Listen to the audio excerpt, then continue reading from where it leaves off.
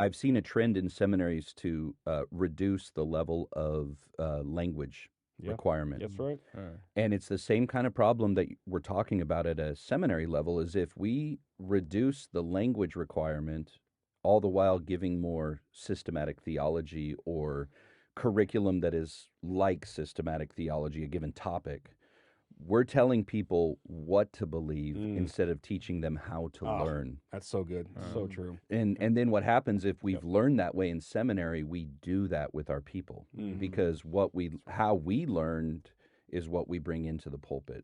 And so the curriculum, the classroom, the educational philosophy is formative. It shapes our students. It's not just information, it's formation, and it shapes our students. And so we have to, in the classroom, have the same kind of, you need to be in the text, you need to be in the tools and the languages, and you need to be wrestling with what it means and learn how to study and get to what it means, not just, hey, believe this set of doctrines.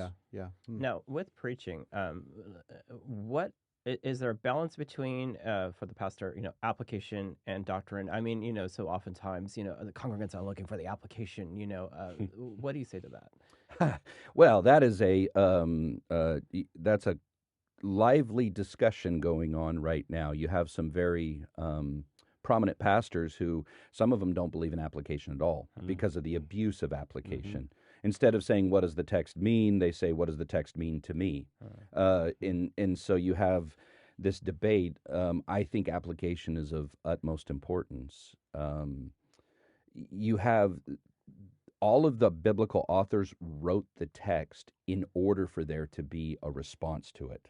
It wasn't just written generally. It was always to bring about a response in God's people. And we could say the overall response is worship, but then there's specific responses, and we see that in the imperatives. I think that there's a lot of bad application that's done, lazy application. I'm teaching the practice of preaching class this quarter, which is really their chance to just practice. And in evaluating the applications, one of the first questions I ask is that the first application that came to your mind? And I think for our circles, if we're strong in expository preaching, we've spent 10, 12 hours in the text. We're exhausted. We've got to what it means, but now asking the so what, we go, oh man, it's Friday. What's my first thought? I can't. Here's a good application. Read your Bible and pray. And then it's, that application works every time, right? Except for that's not the application in the vast majority of the biblical text. You bring up something it's so important because would you agree with this, Ryan? That so I would draw a distinction between application and significance of a text. Yes. So, I mean, how you're talking about the imperatives. Now, that's easy in the Greek when we see the imperative move, but I mean, I think of things in the Old Testament that you just cannot apply. God tells Noah to build an ark. That doesn't mean that we apply to go build an ark. Or Jeremiah has to go to get a land deed, right, before the Babylonian captivity. Almost, it's just typifying that Israel has a deed to this land and they will be brought back type of thing. That doesn't mean you go sell your house and go buy land, buy land somewhere else because God told Jeremiah to do that. So oftentimes, I mean, I don't know, maybe you disagree with this, but for me, it's like, I don't think every passage or every text can be applied. There's always significance to appropriate. What does it teach me about God? Is there a principle here? But and I don't want to principalize the whole Bible either, but sometimes you are forced to those ideas where the historical context demands I cannot apply this, but I can appropriate some lesson perhaps.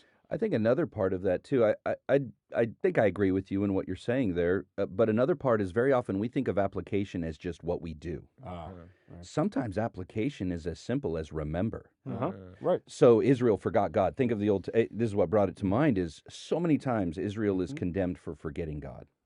And the application so many times in the Old Testament, in the Pentateuch, remember. That's right. So it's not doing anything, it's remembering. And why? Because what remembrance does is it gets to the level of the affections, the level of the motives. Right. Yeah. And so much doing, obedience flows out of, I'm Edwardsian, so it flows out of the motives and affections. And so in our application, in our preaching, I make a very big deal about preaching to the affections, to the motives, the significance of why we do what we do, which then leads to a life of obedience. That's so important. Great You're point. so right, because mental application is.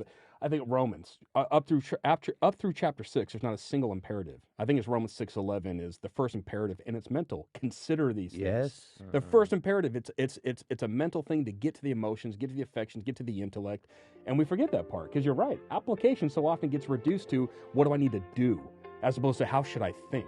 Mm-hmm. Yeah.